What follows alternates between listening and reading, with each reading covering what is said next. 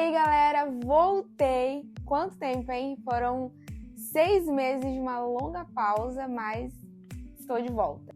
E eu voltei com um assunto que eu já queria compartilhar com vocês há um bom tempo, mas para contar essa história bem direitinho, serão necessárias 2 partes. Por isso que você viu aqui que no título do vídeo é parte 1. E não dá para começar essa história sem dar uma contextualizada antes, né? Sem vocês entenderem quem sou eu, quem é o Jean, da onde que surgiu toda essa história de precisar de tirar visto, da onde que surgiu toda essa história de se mudar do Brasil para a Inglaterra. Então, com vocês, um resumo extremamente rápido da nossa história. E olha, é extremamente rápido mesmo, porque se eu fosse contar essa história com todos os detalhes que ela merece, isso daria um outro vídeo.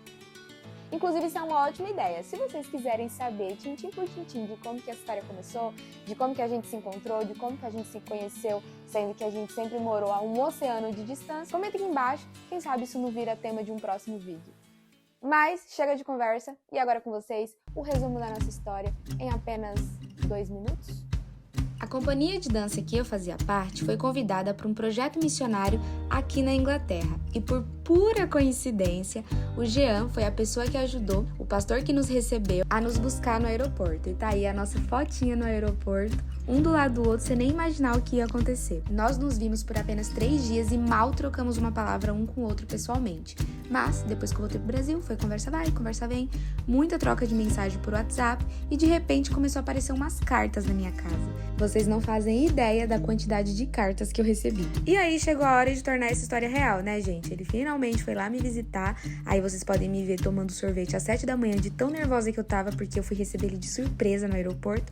E essa é a única foto que a gente tem, porque eu tava muito nervosa, mas ele ficou muito surpreso. Ele realmente não esperava.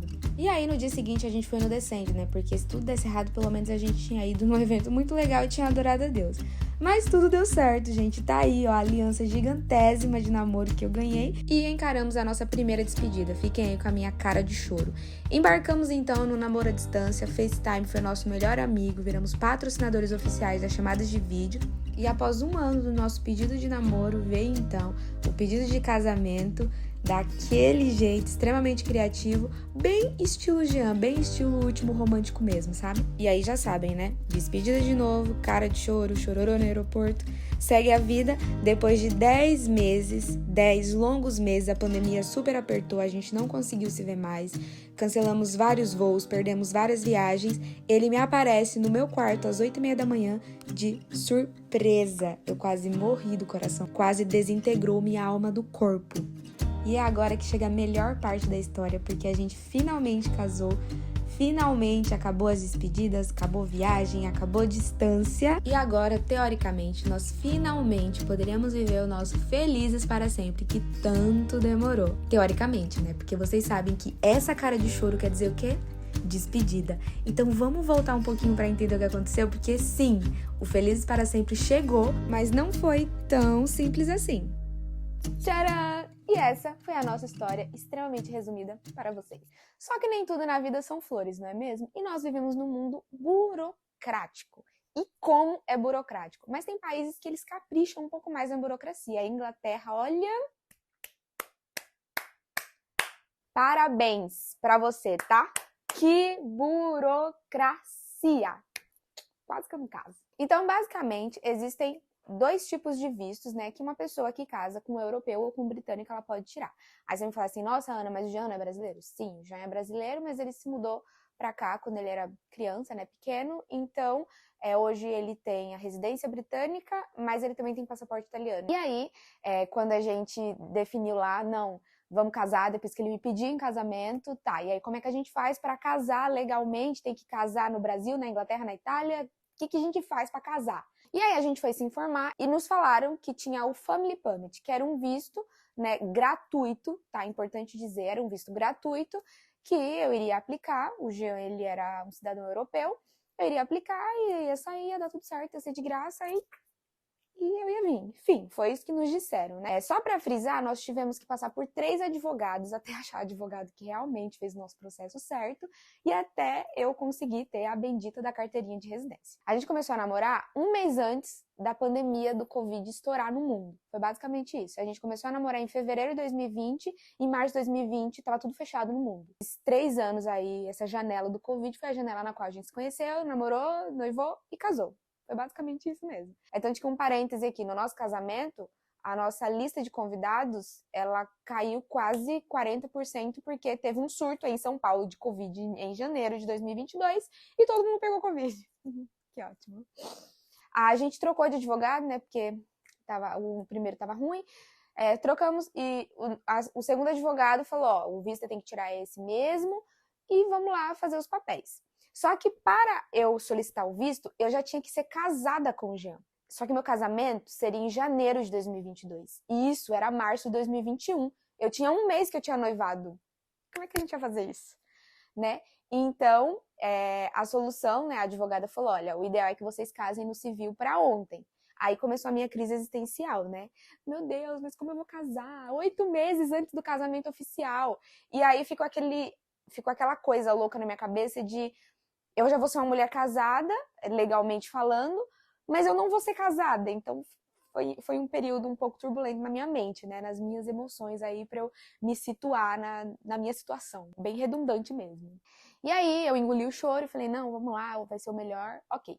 E então, em julho de 2021, nós fomos lá no civil. Gente, o nosso casamento civil foi uma coisa, assim, bem exótica.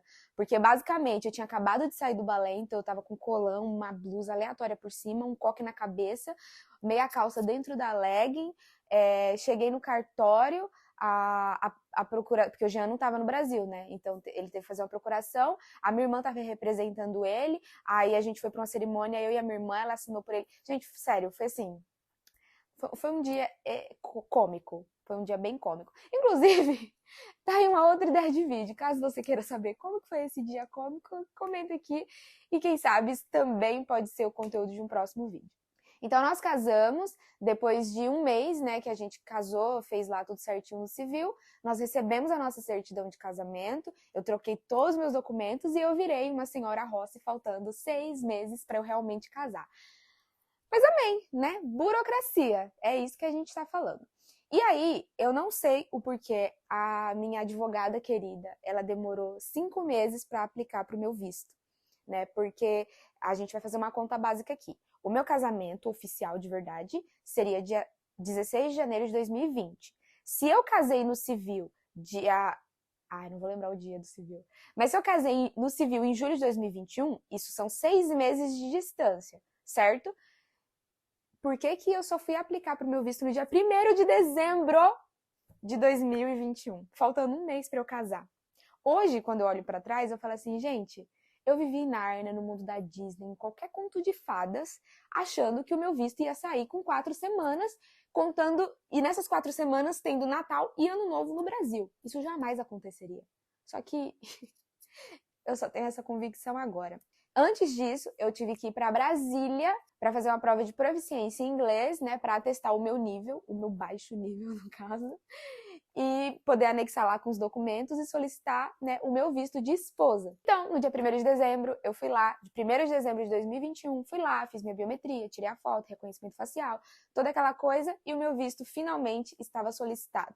Só que uma coisa que naquela época eu não sabia é que eu poderia pagar uma taxa para permanecer com o meu passaporte, porque enquanto o visto não saísse, eu estaria livre para viajar, enfim. Mas essa informação não nos foi passada, na verdade a minha advogada falou que eu precisava entregar meu passaporte, e no dia 1º de dezembro, junto lá com o procedimento que eu fiz, eu entreguei meu passaporte e fiquei sem passaporte. Virou o ano, passou o Natal, e eu jurando que esse visto chegaria nas primeiras semanas de janeiro. Meu casamento era no dia 16, então tava ok. Lembrando que eu e o Jean tínhamos uma passagem para vir embora, né, para nossa casa, pro dia 23 de janeiro. Né, a gente iria para nossa lua de mel, passar uma semana e voltaria para a Inglaterra. Ou realmente, ou nós somos pessoas de muita fé, ou a gente é bem sem noção mesmo, porque comprar uma passagem sendo que só fazia um mês que a gente tinha aplicado por um documento, eu acho que realmente não foi a melhor opção. Mas tudo bem, acontece, né, gente? É vivendo e aprendendo. E aí, né, semana do casamento, aquela tensão, eu vou casar, mas cadê o visto? Como é que eu vou fazer para ir embora com meu marido, né? E aí, casamos, só que a gente ainda tinha mais uma semana no Brasil depois do casamento, então tudo podia acontecer. A nossa esperança, né, que o meu visto chegasse, estava grande, então casamos dia 16, a nossa passagem era para o dia 23, então tudo podia acontecer. Passou essa semana, nada, não chegou visto nenhum, não chegou nada. E aí o Jean conseguiu alterar as passagens para o dia 30 de janeiro, então ganhamos ali mais uma semana de espera. E aí eu vou fazer um parêntese aqui, porque em dezembro, na semana do Natal, o porteiro lá do prédio que eu morava falou assim, Ana, chegou aqui uma pessoa do correio, né? E ela tinha algo para você, mas precisava assinar. Como você não tava, ele foi embora e, enfim. Aí o que eu pensei? Eu não comprei nada. Não tava esperando nada. A única coisa que eu tô esperando é meu passaporte com meu visto dentro. E documento geralmente precisa que alguém assina. Gente, eu jurava que alguém tinha tentado entregar meu passaporte em casa e eu não estava. E aí o que eu fiz? Na semana lá que a gente voltou do nosso casamento, a gente falou, não, vamos ligar lá na agência que eu fui fazer, né, a documentação, vamos ligar para eles, vamos mandar e-mail e com certeza, né, o visto chegou, o passaporte tá lá e vai dar tudo certo.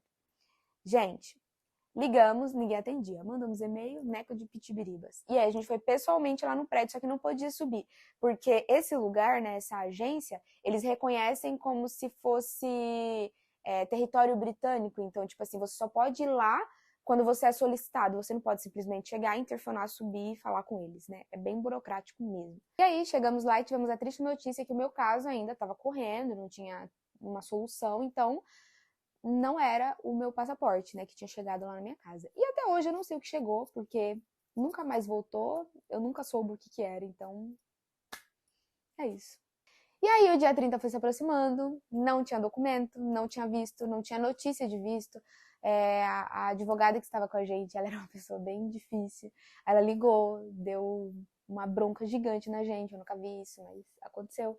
Ela deu uma bronca gigante na gente, falou um monte que a gente não podia ter ido lá e tal, porque uai, mas... então, inclusive, fica aí a dica, gente, escolha bem os seus advogados, tá? Porque às vezes você escolhe um advogado que tá advogando contra você, né? Aí é complicado. Então, assim, escolha bem seus advogados, né? Pega uma indicação, assim, de alguém para você não passar estresse, porque o processo em si, a situação em si, ela já é muito desgastante, ela já é muito complicada para você ainda ter alguém do seu lado que não te apoia, né? Que mais te escurraça do que outra coisa. Então, escolha bem aí, né? Os seus representantes legais, vamos dizer assim. E aí, gente, o dia 30, infelizmente, chegou. E o Jean teve que aceitar o fato de que nós iríamos ter que nos separar naquele momento mais uma vez. Eu não consigo explicar direito o que eu senti naquele dia, porque já tinham sido 2 anos de namoro à distância, a gente teve que se despedir muitas vezes. Eu lembro que na nossa... eu não vou lembrar exatamente qual viagem, mas eu lembro que uma das viagens que eu vim para conhecer a família dele, né, para passar um tempo aqui, eu lembro que eu voltei pro Brasil sozinha, lógico, né? E ele ficou. E, gente, eu lembro que eu chorei às 11 horas de voo. Sério, não tinha lágrima mais dentro do meu corpo para sair pelo meu olho, de tanto que eu tinha chorado, do tanto que a distância era cruel. Mas existe uma diferença na distância no namoro e no noivado e da distância no casamento. Porque no namoro é esperado, porque você não mora com a pessoa, né? Você não tem uma vida ali conjunta com a pessoa. Então, é aquela coisa que você sofre, que você quer morrer e tal, mas é aceitável, porque você é seu namorado, é o seu noivo. E você sabe que vai chegar o dia que vocês vão casar e que a distância não vai mais existir.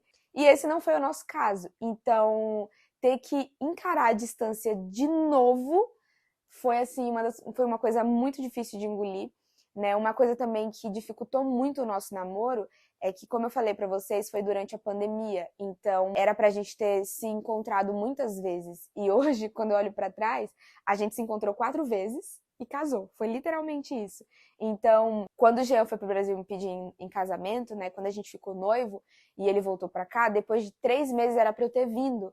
Então, teve muitas viagens que eram para ter acontecido, mas por conta da situação global não aconteceu e reduziu, né, os nossos encontros. Então, a gente já chegou a ficar 10 meses sem se ver, e isso é bastante tempo, né? Então, sentir a sombra da distância se aproximando de novo, mas agora no momento no qual nós já éramos casados, foi uma das coisas assim mais dolorosas, né, que a gente como casal viveu até hoje. E para mim foi completamente assim terrível, porque eu já tinha saído do meu trabalho, eu tinha entregado meu emprego, eu tinha entregado minha casa, eu tinha saído de todos os compromissos que eu tinha saído da companhia que eu dançava, eu tinha literalmente já cortado o vínculo com tudo que eu tinha no Brasil. Então, saber que eu ainda não iria iniciar minha nova vida, que o Jean viria embora, eu ia ficar lá sozinha, sem casa, sem nada. Então, foi um choque muito grande, né? Mexeu demais com a gente, foi, assim, realmente um dia terrível. Realmente é uma coisa que eu não desejo para casal nenhum, né? O namoro em si à distância, recomendaria? Óbvio que eu recomendo, com certeza eu recomendaria. Mas eu não desejo para ninguém casar e ter que ficar longe do marido ou da esposa, seja lá quantos dias for. E naquele dia 30 de janeiro, né, eu fui lá mais uma vez para o aeroporto de Guarulhos me despedir agora, não mais do meu noivo, agora do meu marido. E eu lembro que naquele dia eu voltei pro hotel, que a gente já estava há 15 dias, porque eu não tinha mais casa, né? Lembrem dessa parte, eu não tinha mais casa. Eu voltei pro hotel, que a gente estava há 15 dias, e, gente, sério, que noite terrível. Eu lembro que eu liguei pra minha irmã e pedi pra ela ir pra lá, né, pra dormir comigo, porque, sério, gente, aquele acho que foi uma das piores noites da minha vida, porque eu voltei pro mesmo lugar que a gente já estava. Imagina só que os primeiros dias de casada da minha vida foi naquele hotel, e voltar pra lá e estar sozinha foi terrível demais. E aí, no outro dia, quando eu acordei, foi mais difícil ainda, né? Porque a gente já tinha uma rotininha. A gente pedia nosso café da manhã, e aí já tinha o que eu gostava, o que ele gostava, e naquele dia eu pedi o café da manhã no mesmo lugar, mas eu estava sozinha. Então, foi realmente muito difícil. Mas bola pra frente, vida que segue. E eu fui pra Curitiba, pra casa da minha irmã, pra esperar meu visto, né, fora de São Paulo. Como eu já não tinha mais vínculo com nada, já tinha cortado tudo que eu tinha, então eu não tinha rotina, eu não tinha compromisso, eu não tinha nada, gente. Eu tava literalmente, todo dia eu acordava, olhava o e-mail, porque aquele poderia ser o dia que eu iria comprar minha passagem pra ir embora. Era basicamente essa minha rotina. E eu fui pra Curitiba, né? Isso era janeiro, dia 31 de janeiro já, né? E aí, fevereiro foi passando, e nada foi acontecendo. As 3 semanas que eu e Jean tinha chutado, mais ou menos, que eu ficaria no Brasil esperando, acabaram. E não tínhamos notícias de absolutamente nada. E uma das coisas, assim, que eu acho que é a mais horrível é que não existe nenhum site que você pode acompanhar o seu processo. Tipo assim, não precisa de muitas atualizações, mas, por exemplo, em andamento, não existe. Você literalmente fica no escuro. Você dá seu passaporte, você dá seus documentos e não tem para onde você ligar, não tem um site que você possa ver lá, pelo menos, que está em andamento, sabe? Não existe nada. Se você perguntar para o seu advogado, ele não vai saber. E é um escuro mesmo, é terrível. Eu não sei se agora, né, já faz 2 anos, né, que isso aconteceu comigo, então eu não sei se agora o processo deu uma melhorada, eu espero que sim, porque eu acho que uma situação dessa, e você não ter nem um lugar onde você possa ver o status do seu processo, gente, é no mínimo aterrorizante. Terrível, e eu não desejo isso pra ninguém. Então, fevereiro acabou também, entramos em março, a esperança renovada de agora vai ser, e nada. E o tempo foi se arrastando, e eu ia assistindo as pessoas vivendo, eu ia assistindo a vida das pessoas acontecendo, e a minha vida dependia de basicamente um e-mail, né? O Jean, ele estava aqui trabalhando, mas a nossa casa estava vazia, só tinha uma cama que ele dormia e as coisas mais essenciais. Mas ele basicamente trabalhava o dia inteiro e a gente passava, sei lá, horas à noite no FaceTime, era basicamente essa a nossa vida. As coisas foram apertando, né? E Deus, ele, em todo momento, sempre esteve ali com a gente. Deus, ele sempre nos deu palavra, então a gente sabia que a gente não estava esquecido. Embora a gente não tivesse o respaldo ali de saber o status do processo, saber por onde estava, a gente sabia que a gente não estava sozinha porque a gente não era qualquer pessoa que estava do nosso lado, era só Deus. Era Deus que estava do nosso lado, então nós sabíamos que ia dar tudo certo. O único problema era quando. E é aí que a nossa fé muitas vezes é provada, porque o nosso problema não é acreditar ou não que Deus pode ou vai fazer. A gente sabe que Ele pode todas as coisas, e a gente sabe que Ele vai porque quando Deus dá uma palavra, uma promessa, Ele cumpre, né? A palavra diz que Deus não é homem para se arrepender e nem filho do homem, né, para voltar atrás naquilo que Ele falou. Mas o problema é o quando de Deus, né? O quando de Deus é aquilo que tira nosso sono, que consome nossas energias e que molda a gente e nos transforma em servos melhores. Isso eu posso garantir para vocês.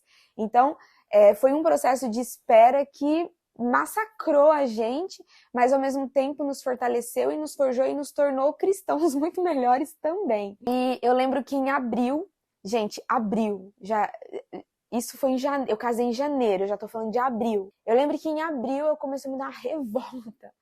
E eu falava assim, Deus, quando é que vai dar certo? E Deus tinha entregado uma palavra pra gente que agora Ele tinha liberado. Só que os dias iam passando e nada acontecia. Eu falei, agora é agora? É literal? É abstrato? Como é que funciona isso, né? E aí eu falei assim, Senhor, eu não tô entendendo nada. Agora é agora, o nosso agora no Cronos, né? No tempo Cronos? Ou é outro tempo? Eu não sei, socorro. E aí eu lembro que o aniversário do Jean é dia 18 de abril, quando foi...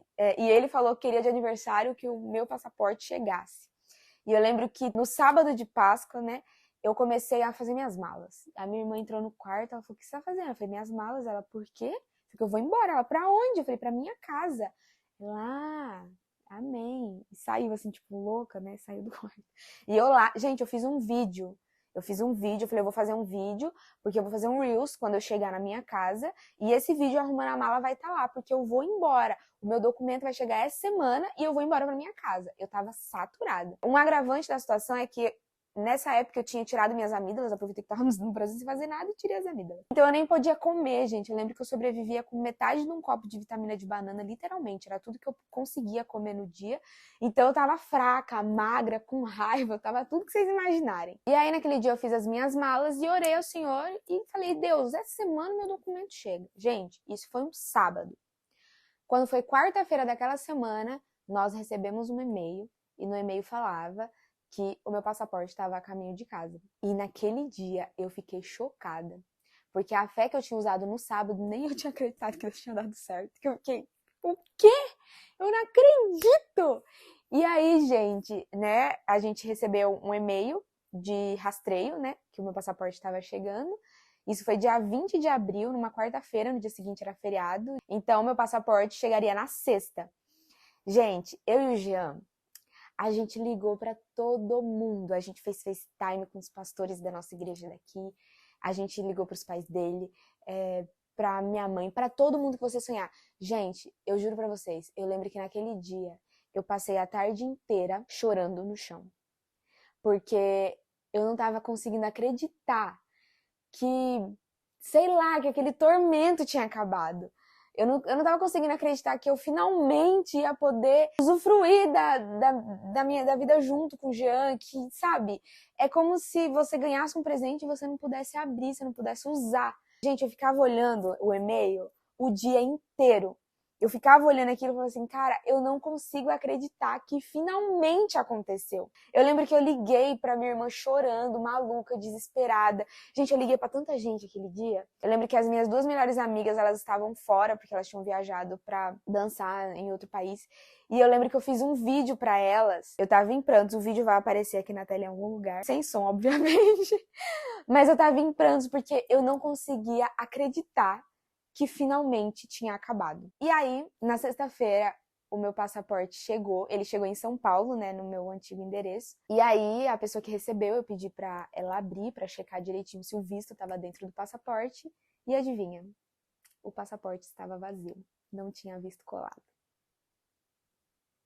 Eu sei que agora você deve estar com uma interrogação enorme na sua cabeça, mas eu quero dizer que essa história deu muito pano pra manga. E antes de eu contar pra vocês quantos metros tinha essa manga, se inscreve no canal, comenta aqui embaixo, deixa o seu like e não perde a parte 2 pra gente desenrolar essa história e vocês entenderem. Afinal, eu tô gravando esse vídeo da Inglaterra. Deu certo! Mas a história foi longa e eu vou contar pra vocês. Bora?